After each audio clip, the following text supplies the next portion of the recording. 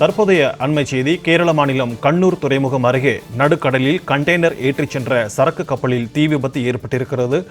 அண்மை செய்தியாக பார்த்து கொண்டிருக்கிறோம்.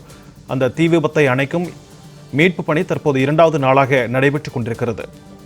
கேரள மாநிலம் கண்ணூர் துறைமுகம் அருகே நடுக்கடலில் கண்டெய்னர் ஏற்றிச் சென்ற சரக்கு கப்பலில் ஏற்பட்ட தீ விபத்தில் மீட்பு பணி 2வது நாளாக தொடர்ந்து நடைபெற்றுக் கொண்டிருக்கிறது. அண்மை செய்தியாக நாம் பார்த்து கொண்டிருக்கிறோம்.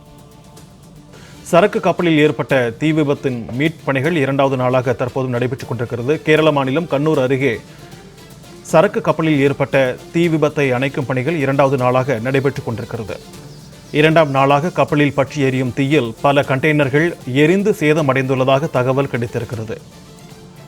நடுக்கடலில் பற்றி எரியும் சரக்கு கப்பலில் பற்றி எரியும் தீயில் பல கண்டெய்னர்கள் எரிந்து சேதமடைந்துள்ளதாக தகவல் கிடைத்திருக்கிறது. அண்மை செய்தியாக நாம் பார்த்துக் கொண்டிருக்கிறோம். மீட்பு பணிகள் 2வது நாளாக தொடர்ந்து நடைபெற்றுக் கொண்டிருக்கின்றன. 2ஆம் நாளாக கப்பலில் பற்றி எரியும் தீயில் பல கண்டெய்னர்கள் எரிந்து சேதமடைந்துள்ளதாக தகவல் கிடைக்கப்பட்டிருக்கிறது. மீட்பு பணிகள் தொடர்ந்து 2வது நாளாக இன்றும் நடைபெற்றுக் கொண்டிருக்கிறது.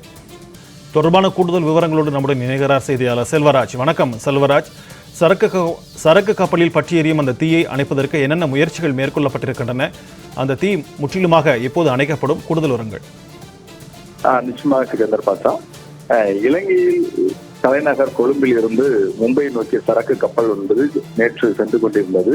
அந்த கப்பல் சிங்கப்பூர் கொடி கட்டப்பட்டிருந்தன.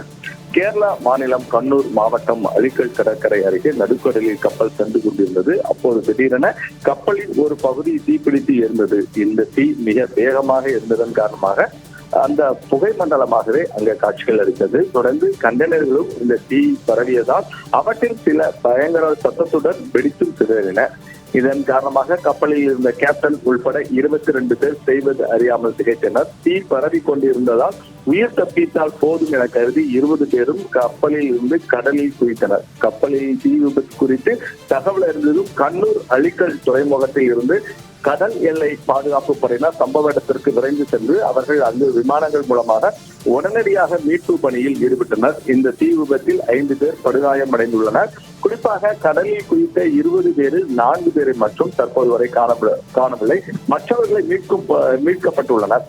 குறிப்பாக வேப்பூர் அழிக்கல் கடற்கரை பகுதியில் இருந்து 12 கிலோமீட்டர் தூரத்தில் கடல் மைல் தூரத்தில் தான் இந்த சரக்கு கப்பல் என்பது தற்போது 2வது நாளாக தற்போது எரிந்து கொண்டிருக்கிறது. கப்பலின் கேப்டன் தலைமை பொறியாளர் மட்டுமே தான் அப்போது இருந்தார்கள். அதனால் தான் அவர்கள் தற்போது அதில் 20 பேரும் தற்போது அந்த கடலில் குதித்ததற்காக 4 பேரும் 2வது நாளாக மீட்கும் பணி என்பது ஈடுபட்டுக் கொண்டு வருகிறார்கள். தொடர்ந்து அந்த தீயை அணைக்கும் பணியிலும் 2வது நாளாக கடற்படையினர் தங்கள் ஈடுபட்டுக் கொண்டு வருகிறார்கள். தொடர்ந்து அந்த கண்டெய்னரில் சுமார் 650 கண்டெய்னருடன் இந்த இதுல கப்பல் இருந்தன. தற்போது 20 கண்டெய்னர் கடலுக்குள் விழுந்துவிட்டது. அதனை மீட்பதற்கு முடியாமலும் கடற்படையினர் திணறி கொண்டு வருகிறார்கள். தொடர்ந்து 2வது நாளாக அந்த தீயை அணைக்கும் பணியில் பல்வேறு கட்டமாக ஈடுபட்டு வரக்கூடிய சூழ்நிலையில சமீபத்தில் கொச்சி துறைமுகத்தின் அருகே கடலில் சென்று கொண்டிருந்த லைபீரியா நாட்டு சரக்கு கப்பலும் கடலில் கலந்தன.